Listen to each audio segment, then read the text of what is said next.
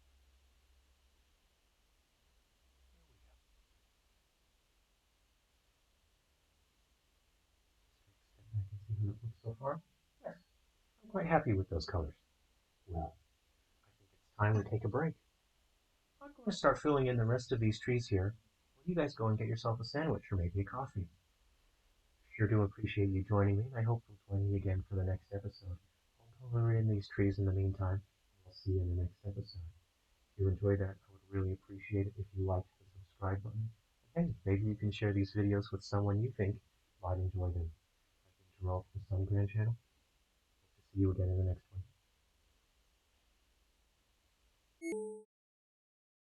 one.